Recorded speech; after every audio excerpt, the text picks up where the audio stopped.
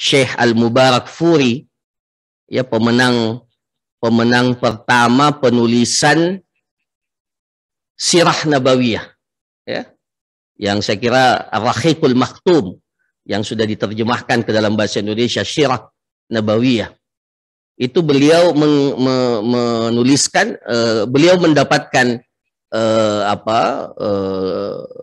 mendapatkan juara pertama penulisan Sirah Nabawiyah itu, ya, karena penulisannya itu berdasarkan bukti, data, dan keterangan-keterangan yang, ya, salah satu di antara kriteria penilaian, ya, berdasarkan riwayat-riwayat yang kuat, ya.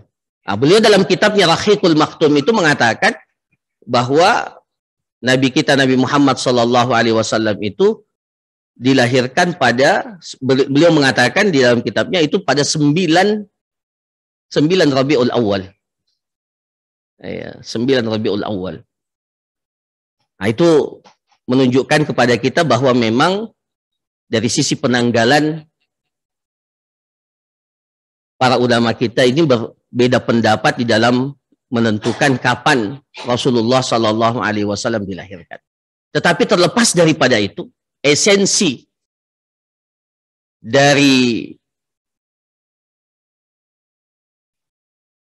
kebiasaan kaum muslimin, ya, memperingati di bulan Rabiul Awal sebagai bulan kelahiran Rasulullah SAW adalah memperbaharui komitmen kecintaan kita kepada Nabi kita Nabi Muhammad sallallahu alaihi wasallam.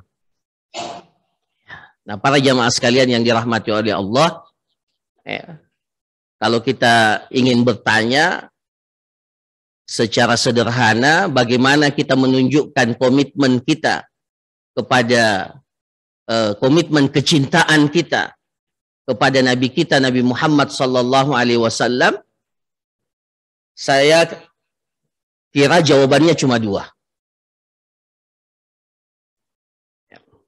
Yang pertama adalah, ya, ini secara sederhana, sejauh mana komitmen kita mempelajari atau mengajarkan sirah nabawiyah itu kepada umat, ya. Dan saya kira pengajaran sirah nabawiyah ini termasuk di antara pengajaran yang paling jarang kita dapatkan. Kalau ada pengajian-pengajian, yang paling banyak itu kajian fikih, ya, kajian hadis, kajian tafsir, ya. Jarang kita dapatkan ada kajian rutin, ya, rutin yang saya maksudkan di sini adalah kajian rutin yang membahas tentang sirah nabawiyah.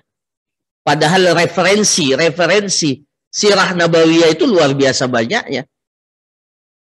Nah, ya, bapak-bapak hadirin jamaah subuh yang dirahmati oleh Allah, luar biasa kitab-kitab sirah kita ini. Mau yang bentuk bagaimana? Semuanya ada. Mau yang ringkasan ada, yang berjilid-jilid pun ada, yang disertai dengan data juga ada, banyak sekali. Nah, tinggal, dan itu warisan para ulama kita, ya.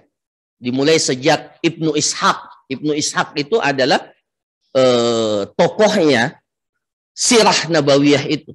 Kemudian diwarisi oleh Ibnu Hisham, ya. Ya, yang kemudian beliau mengarang Sirah Ibnu Hisham. Nah, kenapa menjadi sangat penting mempelajari sirah nabawiyah? Ya, karena seluruh kehidupan Rasulullah Sallallahu Alaihi Wasallam menjadi sangat penting untuk kita ambil ibrah, pelajaran, ya, dari semua sisi kehidupan Rasulullah Sallallahu Alaihi Wasallam. Bahkan sebelum Rasulullah Sallallahu Alaihi Wasallam diangkat menjadi nabi dan rasul. Dari kitab sirah itu kita memahami bagaimana Allah Subhanahu wa taala memberikan penjagaan kepada nabi kita Nabi Muhammad Sallallahu Alaihi Wasallam bahkan sebelum menjadi nabi dan rasul. Ya. Jadi Allah Subhanahu wa taala telah mempersiapkan Rasulullah sallallahu alaihi wasallam, nabi kita Nabi Muhammad sallallahu alaihi wasallam itu jauh sebelum beliau diangkat menjadi nabi dan rasul. Nah, bagaimana kita mau tahu ini? Sejarah kehidupan Rasulullah, sisi-sisi kehidupan Rasulullah sebelum beliau diangkat menjadi nabi dan rasul. Kemudian sesaat sebelum, itu kan banyak kejadian yang penting. Meskipun belum bagian daripada syariat. Belum bagian daripada syariat. Karena mulai syariat itu setelah beliau diangkat menjadi nabi dan rasul. Sesaat sebelum diangkat menjadi nabi dan rasul, ada sisi-sisi kehidupan Rasulullah Sallallahu Alaihi Wasallam yang sangat penting untuk kita gali, untuk kita ambil pelajarannya. Ya. Kemudian setelah beliau diangkat menjadi nabi dan rasul pada periode Mekah, ya, dengan segala bentuk kejadian-kejadian yang terjadi pada periode Mekah, kemudian setelah itu pada periode Madinah, semuanya. Makanya tidak salah ketika salah seorang cucu keturunan Rasulullah Sallallahu Alaihi Wasallam, ya, kalau tidak salah namanya Ali ibn Husain, Ali ibn Husain ibn Ali bin Abi Thalib, ya. Ali ibn Husain ini mengatakan, kunna nu'allimu magazi an-nabiyya sallallahu alaihi wasallam, magazi an-nabiyyi sallallahu alaihi wasallam kama nu'allimu surata minal Qur'an. Bayangkan para jamaah sekalian, bagaimana mereka melihat bagaimana urgensinya, bagaimana pentingnya mempelajari sirah nabawiyah itu. Ya. Beliau mengatakan, kunna nu'allimu magazin nabiyyi sallallahu alaihi wasallam. Kami dahulu, ya, kami dahulu mengajarkan magazi an-nabi sallallahu alaihi wasallam. Magazi itu dari kata ghazwah, magazi, sirah-sirah, ya, sejarah tentang peperangan-peperangan yang diikuti oleh Nabi sallallahu alaihi wasallam. Beliau mengatakan, kunna nu'allimu magazi an-nabi sallallahu alaihi wasallam kama nu'allimu surata minal Qur'an. Kami mengajarkan magazin Nabi Sallallahu Alaihi Wasallam, sisi-sisi kehidupan Rasulullah Sallallahu Alaihi Wasallam, sebagaimana kami mengajarkan satu surah dalam Al-Quran. Jadi disamakan mengajar Al-Quran itu dengan mengajar sirah nabawiyah. Kenapa para jamaah sekalian? Ya, sirah ini, ya, kita terkadang tidak mendapatkan hal itu dalam hadis. Ya, betul, kita penting belajar hadis, tapi ada sisi-sisi kehidupan Rasulullah Sallallahu Alaihi Wasallam yang tidak terangkum dalam hadis-hadis Rasulullah Sallallahu Alaihi Wasallam. Ya.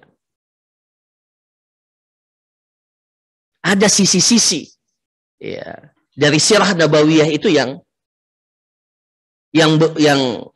nanti kita bisa dapatkan informasinya dari membaca kitab sirah.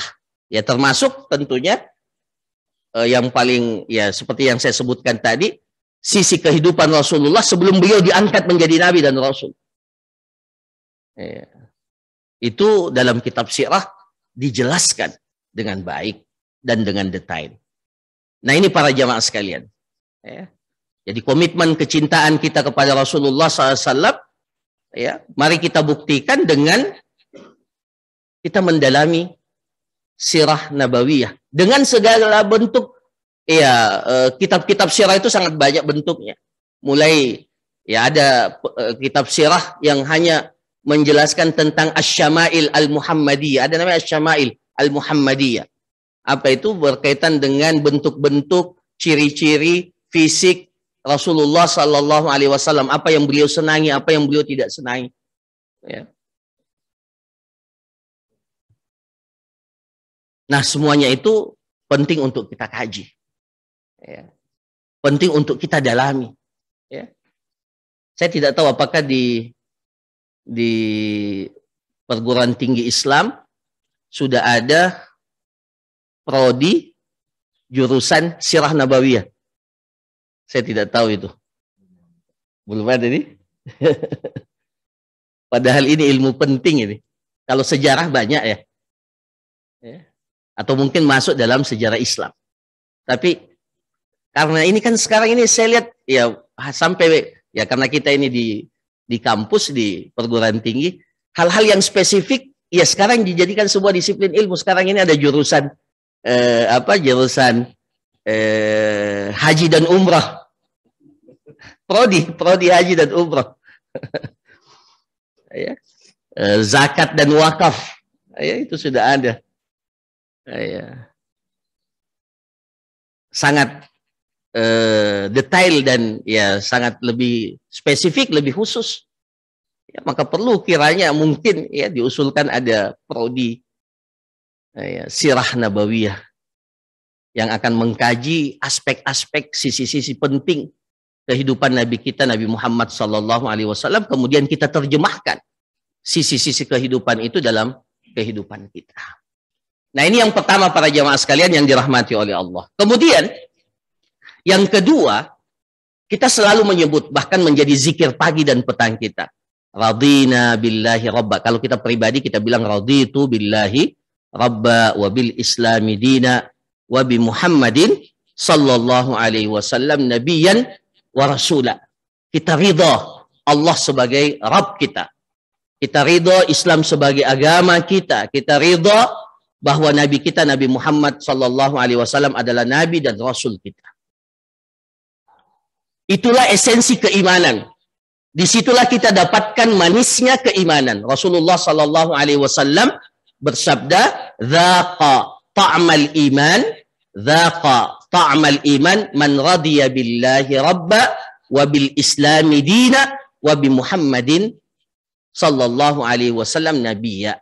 Akan merasakan manisnya keimanan orang yang menjadikan orang yang ridha ya Allah sebagai Tuhannya, Islam sebagai agamanya, dan Nabi Muhammad sallallahu alaihi wasallam sebagai nabi dan rasulnya. Nah, bagaimana kita sampai pada makam ridha ini? Ya. Bagaimana kita sampai kepada makam radina billahi rabba wa bil islami dina wa bi Muhammadin sallallahu alaihi wasallam nabiyya wa rasula. Bagaimana kita sampai kepada makam keridhaan kita bahwa Rasulullah Muhammad itu adalah nabi dan utusan Allah Subhanahu wa taala? Kata para ulama, itu itu dapat kita buktikan, komitmen itu dapat kita buktikan dengan 3 unsur ini. Apa itu para jamaah sekalian? Sederhana. Tasdiquhu fima akhbar. Ini yang pertama. Tasdiquhu fima akhbar. Membenarkan setiap informasi, setiap pengkabaran yang disampaikan oleh Rasulullah sallallahu alaihi wasallam. Ya. Tasdiquhu fima akhbar. Ini poin penting dalam rangka kita menunjukkan komitmen kecintaan kita kepada Rasulullah dan agar kita sampai pada makam kedudukan ridha ya kepada Rasulullah sallallahu alaihi wasallam sebagai nabi dan rasul adalah tasdiquhu fima akhbar. Membenarkan setiap informasi, setiap pengkabaran, kabar yang disampaikan oleh Rasulullah sallallahu alaihi wasallam.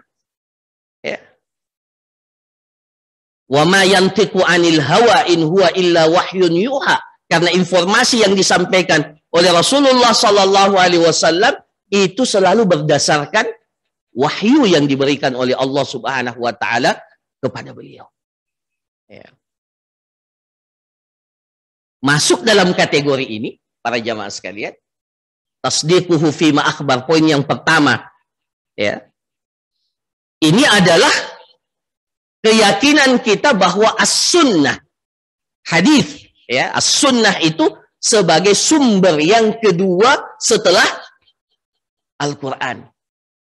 Ya. Jadi dari sisi masadirut tasyri' ya. Ya, kalau kita belajar fikih itu kan ada masadir al-ahkam atau masadir at-tasyri', sumber-sumber pensyariatan. Maka dalam kaitannya poin yang pertama, tasdiquhu fima akhbar, membenarkan, mempercayai dengan penuh kepercayaan atas segala informasi yang disampaikan oleh Rasulullah SAW, masuk dalam kategori ini adalah menjadikan as-sunnah, menjadikan al-hadis itu sebagai sumber yang kedua. Ya. Kita kan mengenal ada istilah apa itu? Ingkarus sunnah ya. Ingkarus sunnah. Ya. Ingkarus sunnah. Mereka hanya mencukupkan diri dengan Al-Quran. Apakah bisa kita beragama ini tanpa as-sunnah, tanpa al-hadis? Ya, para ulama kita mengatakan posisi kedudukan al-hadis kepada Al-Quran itu sebagai penguat. Itu yang pertama, menguatkan apa yang berada di dalam Al-Quran, sebagai penjelas tafsir, ya, tabyin, sebagai bayan terhadap apa yang ada di Al-Quran, sebagai yang ketiga sebagai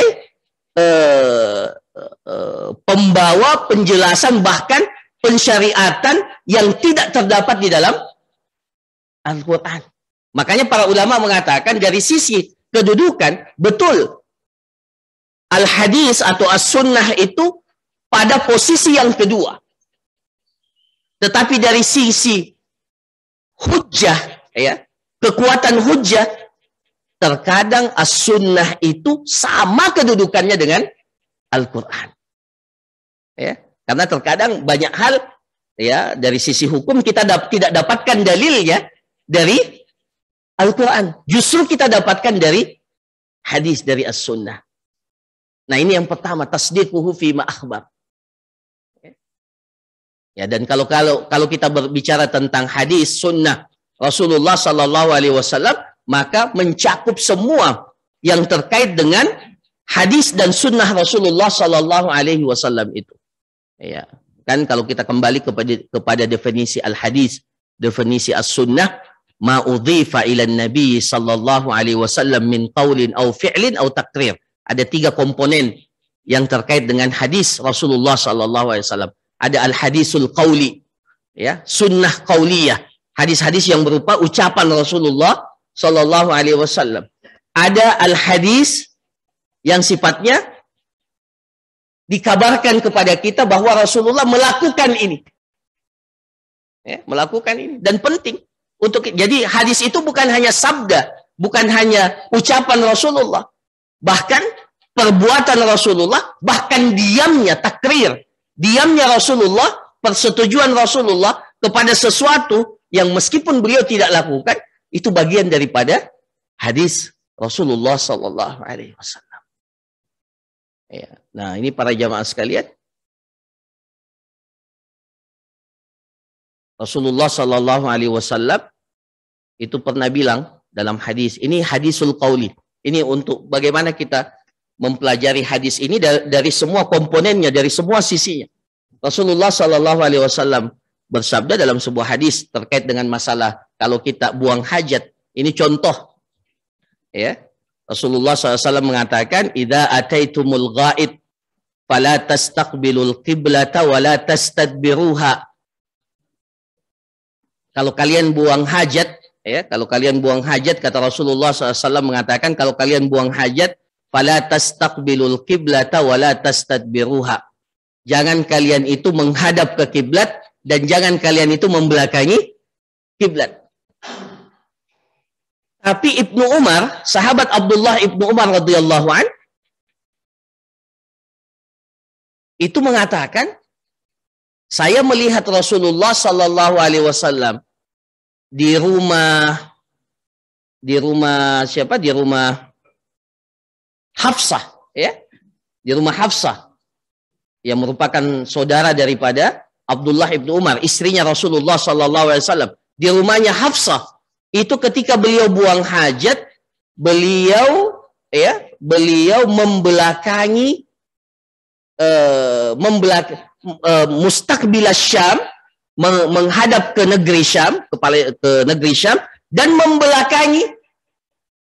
membelakangi kiblat.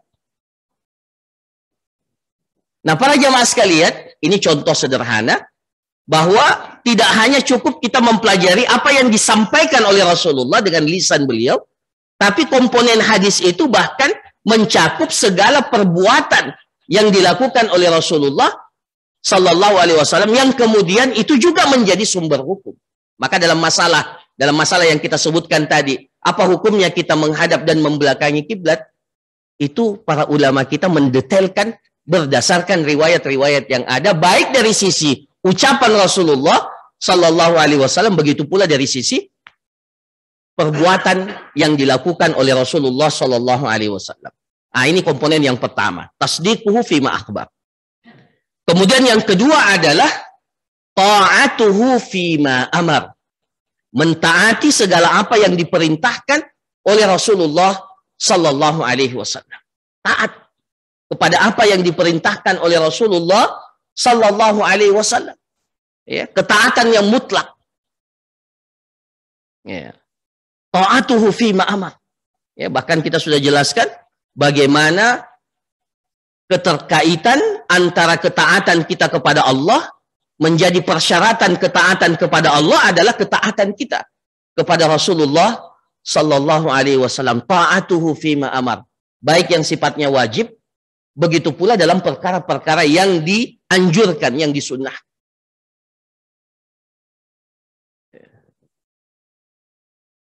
Itu yang kedua.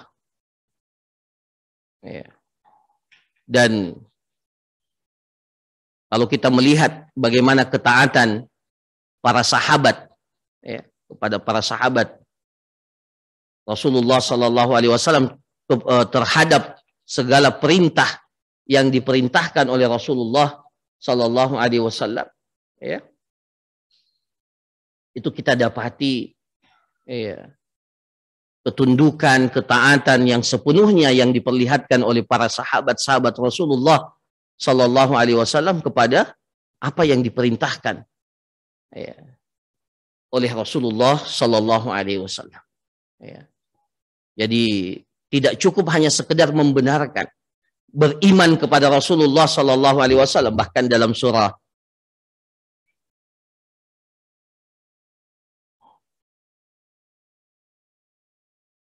dalam surah Al-A'raf ada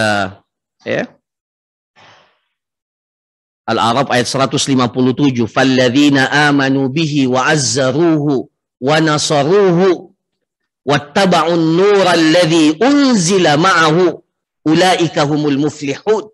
Kalau kita ingin beruntung, mendapatkan keberuntungan, dan bagaimana kita mendapatkan keberuntungan dengan keberadaan Rasulullah Sallallahu Alaihi Wasallam, itu dalam hadis, dalam ayat ini dikatakan falladzina amanu bihi, dan orang-orang yang beriman kepadanya, dengannya, dengan Nabi kita Nabi Muhammad Sallallahu Alaihi Wasallam, wa azzaruhu wa nasaruhu, dan menguatkan serta menolong Rasulullah Sallallahu Alaihi Wasallam. Jadi azzaruhu wa nasaruhu, memperkuat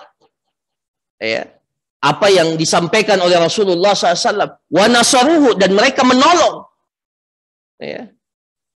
menolong Rasulullah SAW. Bahkan kalau kita baca tentang bagaimana pengorbanan yang dilakukan oleh para sahabat untuk Rasulullah SAW, terkadang kita luar biasa.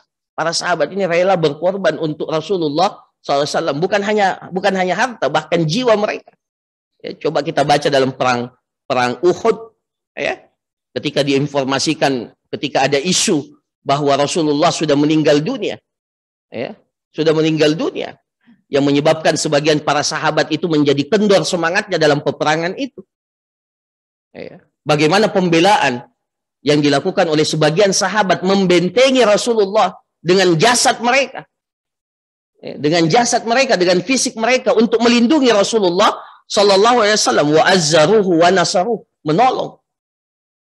Apalagi menolong agama yang dibawa oleh Rasulullah Sallallahu Alaihi Wasallam. Wattaba'un nur alladzi unzila ma'ahu, disebut oleh Allah dengan an-nur, cahaya, dan mereka mengikuti cahaya yang diturunkan bersama dengan Rasulullah Sallallahu Alaihi Wasallam. Ulaika humul muflihun, mereka itulah orang-orang yang beruntung.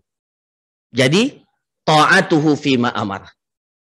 Kemudian yang ketiga para jamaah sekalian, ini semuanya terkait, adalah wajtinabu manaha anhu wa zajar, dan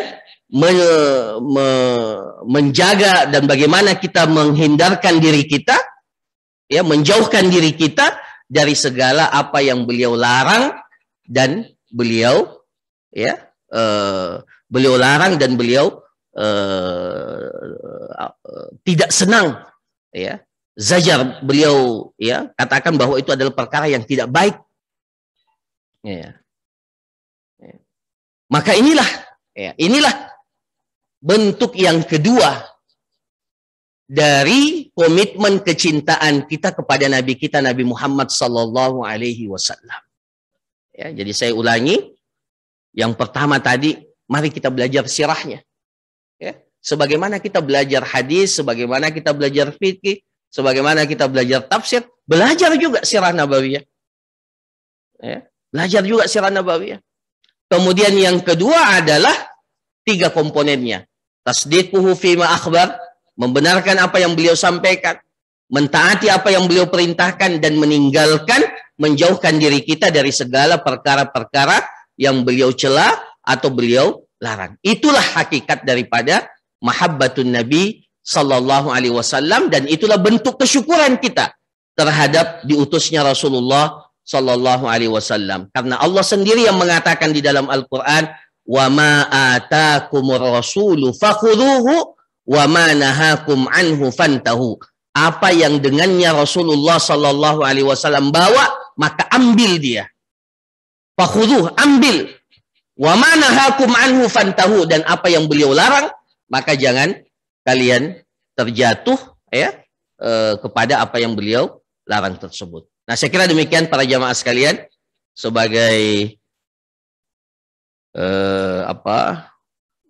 tausiah, ya, tadzkirah, ya, terutama buat diri saya pribadi, ya, dan kepada para jamaah sekalian, ya, terkait bagaimana kita mensyukuri, ya, keberadaan sosok Nabi kita Nabi Muhammad Sallallahu Alaihi Wasallam, yang meskipun kita ini tidak pernah melihat bertemu secara fisik, ya, secara langsung dengan Rasulullah Sallallahu Alaihi Wasallam, tapi mudah-mudahan kecintaan kita kepada beliau, ya, sama sekali tidak berkurang, ya, karena, ya, iman kita ini tidak akan sempurna sampai kita menjadikan Rasulullah SAW, sebagaimana dalam hadis, sebagai orang yang paling kita cintai melebihi kecintaan kita kepada yang lainnya. Barakallahu fikum, jazakumullah khairan, wa sallallahu ala nabiyina Muhammad wa ala alihi wa sahbihi ajma'in, wa akhiru da'wana alhamdulillahi rabbil alamin. Assalamualaikum warahmatullahi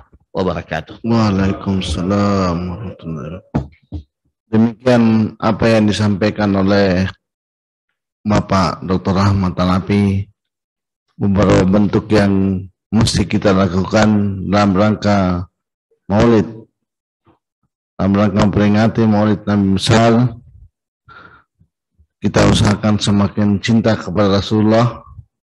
Untuk cinta itu bisa kita jadikan sebagai tolak ukur, antara lain dengan sering membahas, sering mengkaji sirah nabawiyah. Kemudian bentuk yang lain adalah bagaimana kita membenarkan apa yang disampaikan Rasulullah, mengikuti apa yang disampaikan Rasulullah, dan menjauhi apa yang dilarang oleh Rasulullah. Demikian kira-kira sarian. Saya persilakan kepada Bapak Ibu sekalian yang berkeinginan untuk menanyakan. Saya persilakan. Yang pertama Ibu Masura, Profesor Masura. Yang kedua Pak Sahri Rabi, Dr. Sahri Rabibah. Mungkin ada yang dari Zoom. Saya persilakan kalau ada dari Zoom. Ada.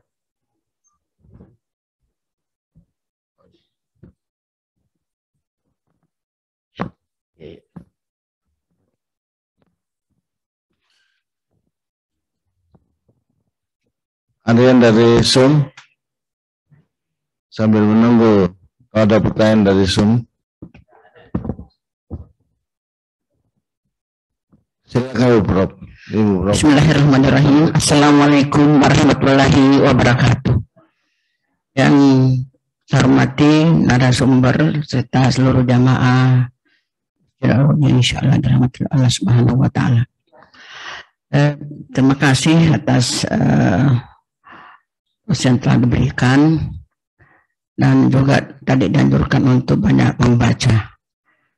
Nah, saya teringat bahwa mungkin ada sesuatu yang dapat kita lakukan, terutama para dai penceramah, memberikan informasi. Di samping itu menginformasikan bacaan-bacaan agar mungkin kita semua ini dapat membacanya.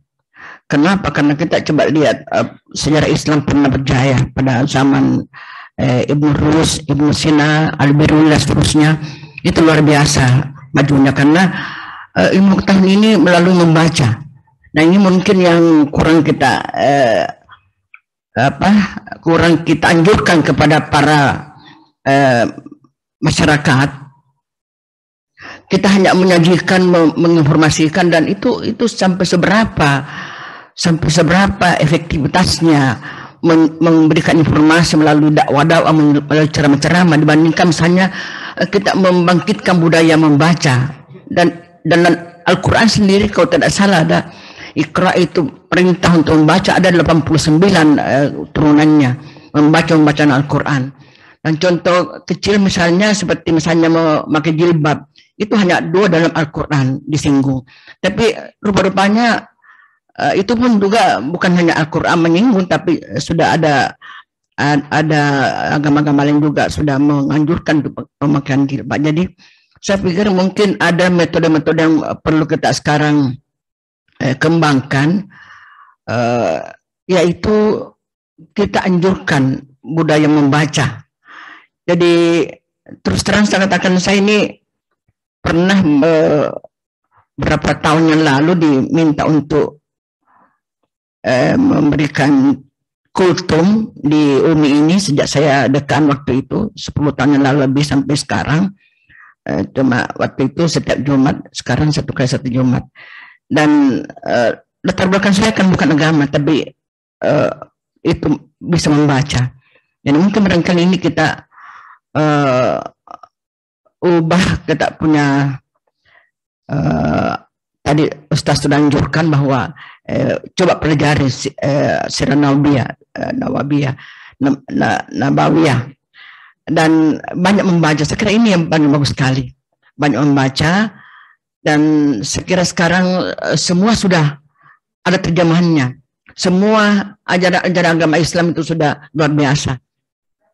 Saya sendiri banyak membaca di Durratun Nasihin, terus misalnya buku yang ada, dan sekitar itu yang bagus. Tadi mungkin narasumber juga bisa memberikan kepada kita sumber-sumber bacaan yang mungkin dapat kita juga baca sekaligus, karena kita dapat membaca, mungkin keluarga kita juga dapat kita memberikan informasi-informasi ini, dan itu sekira bisa berkembang dengan luar biasa bandingkan misalnya hanya disampaikan dengan lewat seseorang dan lewat jamaahnya, tidak seberapa dibandingkan misalnya dengan anjuran membaca sebagaimana dan juga dalam Al-Quran Iqra, banyak membaca. Saya kira ini mungkin sekaligus masukan supaya lebih mudah, lebih gampang kita menerima informasi-informasi dengan menganjurkan banyak membaca, dan sekaligus kalau perlu ditunjukkan buku-buku apa yang sebagai sumber bacaan yang dapat memberikan kita pencerahan terutama kepada keluarga. Sekira cukup sekian. Assalamualaikum warahmatullahi wabarakatuh. Waalaikumsalam. Silakan Pak Dr. Saris Habibah.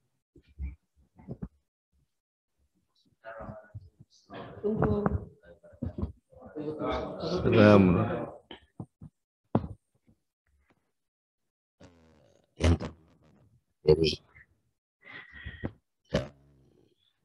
jemaah yang saya hormati pula. Saya tanyakan ini pertanyaan yang sederhana, Ustaz. Sebenarnya ini Maulid ini pertama kali dilaksanakan sebenarnya kapan? Kemudian apa sebenarnya motivasinya pada saat itu? Sesuai dengan perkembangan sekarang ini kan masing-masing daerah biasa melaksanakan sesuai dengan mungkin pemahamannya. Terutama misalnya di Cikoang ini ramai sekali nih. Bagaimana sebenarnya ini yang ini? Kemudian yang kedua, saya sepakat bahwa mungkin memang tidak ada prodi di fakultas-fakultas terutama di UMI ini, tapi mungkin karena saya sebagai pengajar Islam di Sibinyu, mungkin melalui itu kita bisa masuk. Atau mungkin bisa juga sepakat mungkin mulai juga kita pikirkan menjadi satu mata kuliah tentang sirah ini. Saya kira itu bagus sekali, apalagi dengan perkembangan sekarang ini. Kita ini memang betul-betul ya, simbol-simbol Islam itu sudah mulai mau dikaburkan. Terutama ini kan sekarang ini, apakah itu ada hubungannya atau tidak? Pakai masker misalnya, walaupun memang kita harus pakai masker, dilarang berjabat tangan dan rapat. Ini secara tidak langsung juga ini simbol ini sudah mulai dikaburkan. Jadi bagaimana juga dengan ini sirah ini dikuatkan juga dengan itu. Dan cocok tadi Pak Prof. Masrur, mungkin ada buku yang paling bagus kita baca Pak. Kita dan melalui Bapak untuk kita bisa baca. Ya, saya jadi itu. Kemudian yang ketiga, ada tadi supaya tidak nyambung. Ada katanya tadi Ustaz katakan ada hadis Nabi itu dilarang membelakangi kiblat. Ya, tetapi ya, tapi ada tadi dikatakan ada dilihat Nabi berbuat seperti begitu. Apa hikmah sebenarnya ini ya? Terima kasih Pak Ustaz. Assalamualaikum warahmatullahi wabarakatuh. Assalamualaikum warahmatullahi wabarakatuh. Silakan dulu Ustaz.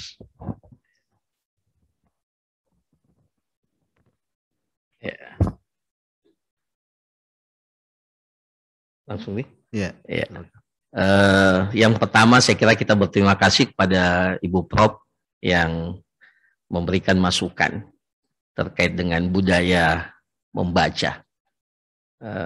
Saya tertarik bahwa ya memang itu bagian yang sangat esensi dalam agama kita.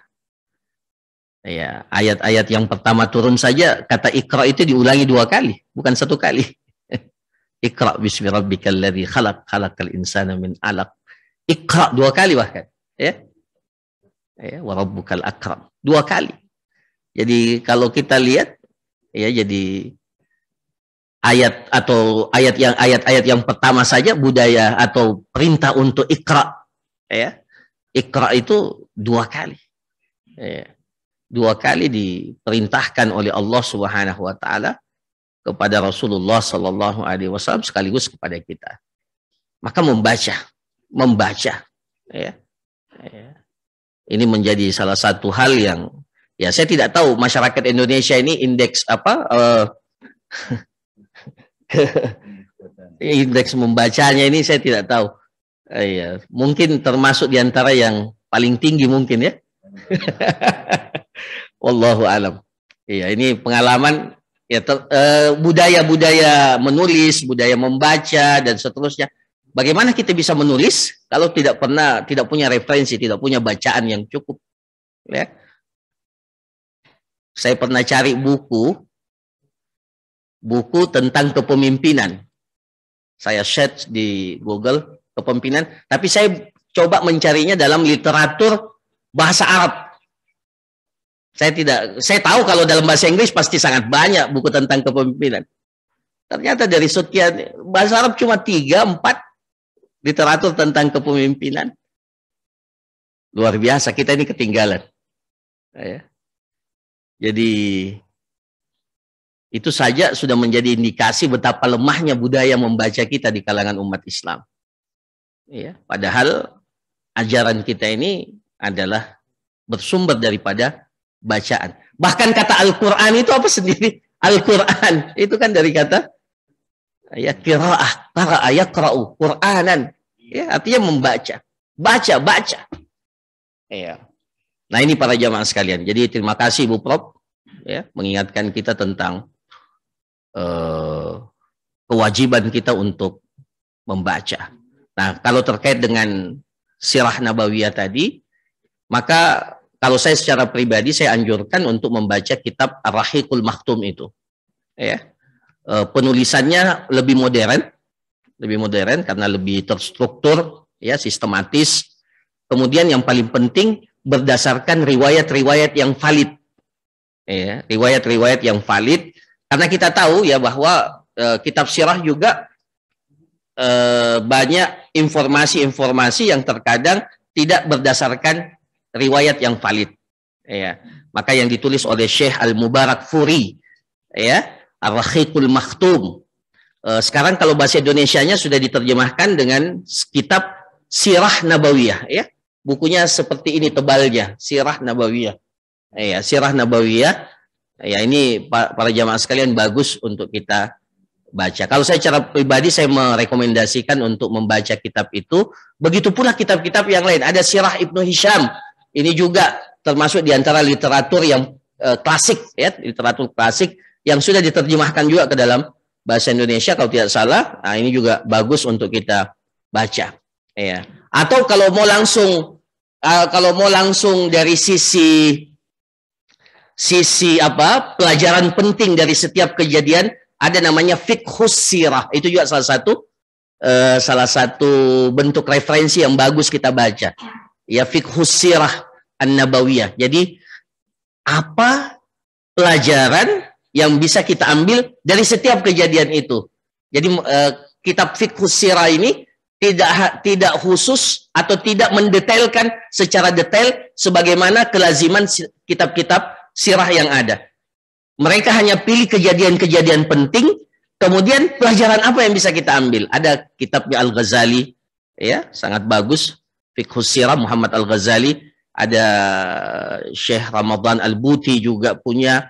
Ya, kalau penulis sekarang ini banyak sekali saya kira yang menulis tentang Fiqhus Sirah, ya, Fiqhus Sirah An-Nabawiyah. Saya kira ini menjadi referensi yang bagus untuk memperkaya khazanah kita tentang sirah nabawiyah. Tapi pada intinya seperti apa yang disampaikan oleh Bu Prof tadi, bahwa ya semangat membaca itu yang perlu untuk ditingkatkan. Ya, kemudian yang kedua, ya saya tidak mendalami secara persis ya Pak Dokter terkait dengan kapan mulainya ya peringatan Maulid ini, ya Maulid ini. Makanya wallahu alam semangatnya adalah ya sebenarnya mencintai Nabi SAW itu bukan hanya di bulan Rabiul Awal. Setiap saat, setiap detik, setiap kita harus tunjukkan komitmen itu, kecintaan kita kepada Nabi kita Nabi Muhammad SAW. Adapun bentuk-bentuk perayaan, ya saya kira ada yang bisa dikatakan ya masuk dalam kategori mubah, ya. Tapi mungkin ada yang berlebihan. Saya pernah baca salah satu yang di Cikuang itu dalam bahasa Makassar. Saya pernah baca penelitian tentang Maulid di Cikuang. Itu sampai-sampai mereka itu, ya saya lupa naksnya, saya pernah baca dalam teks bahasa Makassar. Sampai-sampai mereka itu rela berutang, rela apakah seperti itu memang diperintahkan untuk menunjukkan komitmen kecintaan kita kepada Nabi SAW untuk melakukan tradisi Maulid, ya itu mereka rela berutang karena menganggap bahwa kalau tidak begitu ya tidak, ya mudah-mudahan mereka dapat poin kecintaannya meskipun caranya yang mungkin kata Syekhul Islam Ibnu Taimiyah itu mengatakan orang-orang yang menyalahi dalam mengapresiasikan kecintaan mereka kepada Nabi, mudah-mudahan poin kecintaannya itu mereka dapat, ya penghargaan dan pentakziman mereka, pengagungan mereka terhadap Rasulullah SAW. Tapi terkadang memang sebagian caranya itu tidak tepat, Nah, kemudian yang kedua tadi terkait dengan apa ini prodi sirah nabawiyah. Ya, kita seperti kami di Istibah, sirah nabawiyah itu jadi satu mata kuliah memang. Satu mata kuliah. Tapi tadi saya berpikir kenapa tidak muncul prodi sirah dan tarikh digabungkan umpamanya menjadi sebuah prodi yang bisa kita kembangkan. Disitulah kajian-kajian sirah nabawiyah. Karena belajar sirah nabawiyah itu kan belajar segala aspek dari sisi kehidupan Nabi kita, Nabi Muhammad SAW. Salah satu disiplin ilmu yang kalau di beberapa tempat, di beberapa universitas ada memang lembaga-lembaga khusus yang meneliti tentang sirah nabawiyah. Ya, maka sudah saatnya mungkin juga itu jadi satu disiplin atau satu prodi yang dipelajari dalam rumpun prodi agama Islam ini. Wallahu a'lam. Kemudian yang ketiga, ya terkait dengan hadis yang saya sampaikan tadi, bahwa Rasulullah itu perintahkan kalau kita buang hajat jangan menghadap dan jangan membelakangi kiblat. Tapi Ibnu Umar radhiyallahu anhuma itu pernah melihat Rasulullah buang hajat menghadap ke negeri Syam dan membelakangi kiblat. Nah, bagaimana para ulama memandang ada kontradiksi antara ucapan dan perbuatan Rasulullah SAW. Nah, dalam persoalan ini para ulama kita ada yang memilih mazhab yang pertama, mazhab tarjih. Tarjih. Ya, tarjih. Apa itu tarjih? Dia kuatkan salah satunya. Mereka mengatakan kalau bertentangan antara sabda Rasulullah SAW dengan perbuatan Rasulullah SAW, maka yang didahulukan itu adalah ucapan. Ya, ucapan, karena wa ma yantiqu anil hawa in huwa illa wahyun yuha, yang disampaikan itu wahyu. Ya, itu wahyu. Jadi mereka menguatkan dari sisi bahwa di sini yang dikuatkan meskipun Rasulullah melakukan, tapi itu perbuatan Rasulullah Sallallahu Alaihi Wasallam, bukan ucapannya. Maka ketika dia bertentangan, maka ucapan yang didahulukan. Ini mazhab ulama yang pertama yang menguatkan bahwa didahulukan sabda, ucapan dibandingkan dengan apa yang dilakukan oleh Rasulullah. Itu namanya mazhab tarjih. Mereka rajihkan, mereka kuatkan yang pertama, atau memilih daripada salah satunya. Mazhab yang kedua tidak, mereka mengakomodir, berusaha untuk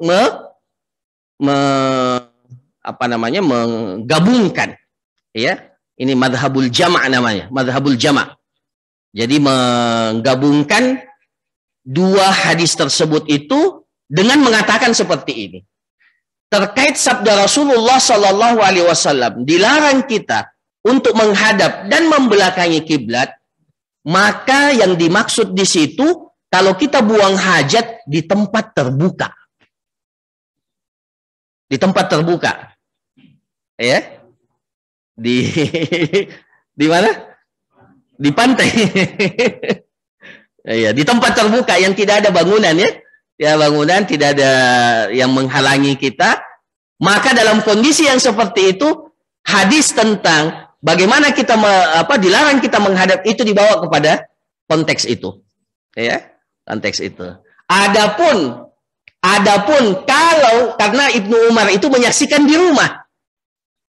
Ya, menyaksikan di rumah. Maka mereka mengatakan adapun hadis Ibnu Umar, maka boleh kalau ada dinding pembatas atau ada yang menghalangi, maka dibolehkan untuk menghadap atau membelakangi kiblat. Jadi mereka bawa kepada dua konteks yang berbeda. Kalau di tempat terbuka jangan menghadap dan jangan membelakangi. Tapi kalau ada seperti kalau tempat kita sekarang, maka dibolehkan. Meskipun mereka menganjurkan sebaiknya kalau bisa hindari, jangan, karena sebaiknya itu adalah ya kita tidak menghadap dan tidak membelakangi kiblat. Jadi seperti itu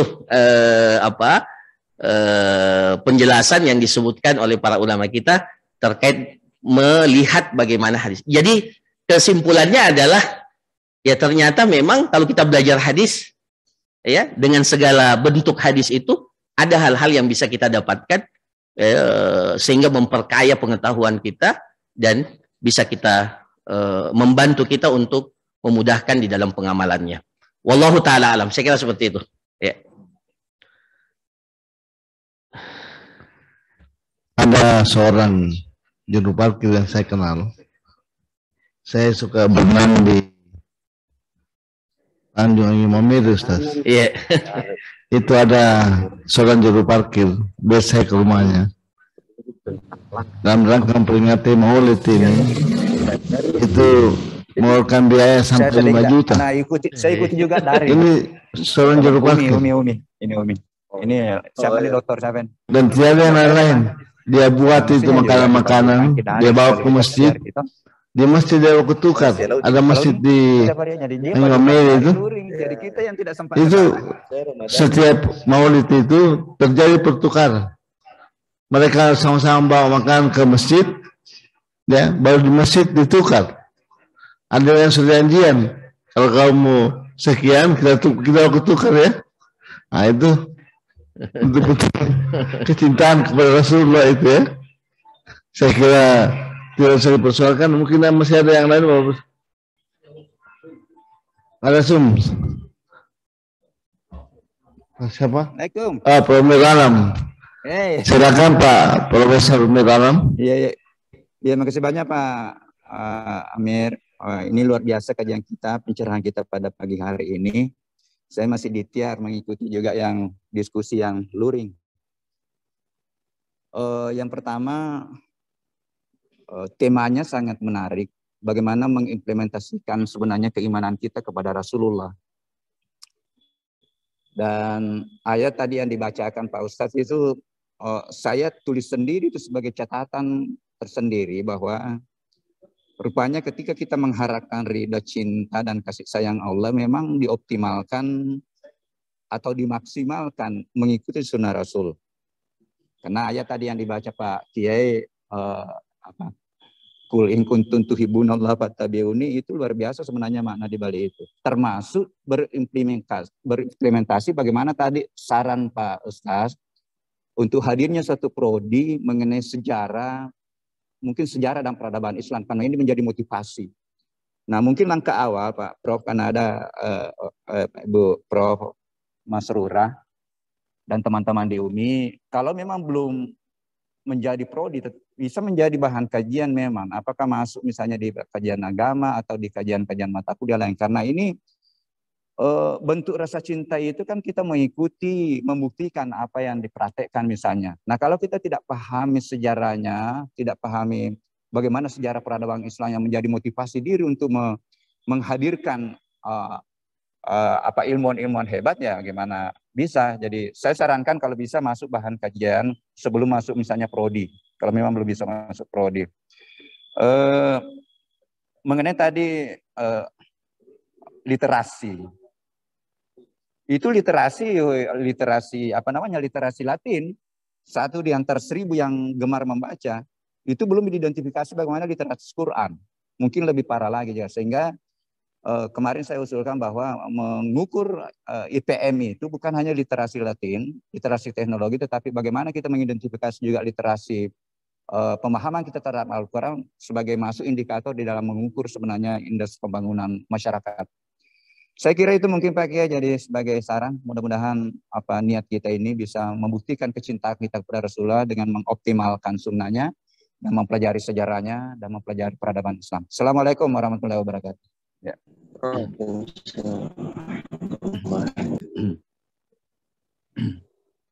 Ya, syukran jazakumullah khairan. Dan saya kira ya mudah-mudahan ini bisa terwujud ya, kalau Umi bisa jadi ya prodi pertama sirah nabawiyah, saya kira prodi pertama di Indonesia. Wallahu alam. Saya kira luar biasa ini. Luar biasa kalau ada satu disiplin ilmu kemudian dijadikan khusus sebagai prodi. Kan sekarang ini luar biasa. Zakat haji haji dan umrah satu prodi sekarang. Haji dan umrah, padahal kalau di kitab fikih haji dan umrah itu satu bab saja itu. Selesai masalah itu dipelajari. Ya. Ini sirah nabawiyah, literaturnya banyak. referensinya luar biasa, pakarnya banyak, maka saya kira perlu untuk diseriusi. Ya, jadi saya mendukung ini. Ya, mudah-mudahan ya bisa menjadi salah satu disiplin atau satu prodi yang ya kalau tidak ya lembaga penelitian tentang sirah nabawiyah seperti yang sudah banyak dilakukan. Saya kira seperti itu. Syukran, jazakumullah khairan. Ya. Ya. Saya kira demikian Bapak Ibu sekalian. Mudah-mudahan ada tindak lanjut apa yang disampaikan oleh beliau. Jangankan sirah nabawiyah, jurusan sebagai jurusan di India itu ada jurusan Syiah. Ada jurusan Ahlus Sunnah wal Jamaah. Jadi fakultas agama cuma 2. Jurusan Syiah dan jurusan Ahlus Sunnah wal Jamaah. Itu diperjelaskan itu ya. Dan dari berbagai negara pesertanya, Pak. Termasuk ada Indonesia yang ikut di jurusan-jurusan itu ya. Mudah-mudahan menyangkut masalah sejarah juga ini sangat penting kita renungkan untuk aplikasikan. Mudah-mudahan bisa menjadi satu kenyataan, karena itu sesuatu bukti juga kecintaan kepada Rasulullah. Kita harus mengerti seluk-beluk beliau, tindakannya, aktivitasnya. Kita harus mengerti. Kita bisa mengerti itu lewat sejarah. Tadi sudah dijelaskan beberapa buku yang menjadi referensi dan sudah diterjemahkan ke dalam Indonesia sebagai referensi untuk mencintai Rasulullah SAW ya. Saya kira demikian Bapak Ibu sekalian. Terima kasih kepada Ustaz Dr. Ahmad Tanapi atas kesediaannya. Ini kemarin Ustaz disampaikan ini untuk kesediaan bercam, tapi alhamdulillah biar kemarin siap saji beliau ini ya.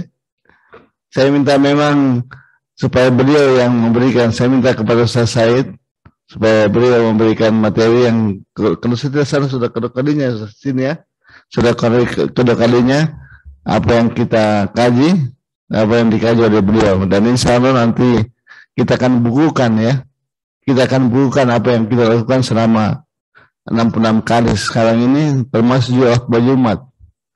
Saya sudah bentuk panitianya sejak tahun lalu, dan dia janjian kepada saya sebelum tahun 2022 insya Allah sudah jadi 2 buku, dan kita bisa ini semua salah satu cara untuk kita punya aktivitas ini. Kita gemar membaca, mudah-mudahan di mesin-mesin besar di Sumatera, di Jawa itu sudah biasa, itu sudah lazim.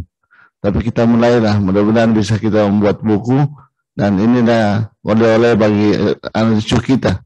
Minimal anak cucu kita dapat membaca, dapat berikrar dengan apa yang kita kaji selama ini. Demikian Ustaz, terima kasih banyak atas kesediaannya memberikan materi. Saya akhiri dengan wallahu wali taufiq wal hidayah. Wassalamualaikum warahmatullahi wabarakatuh.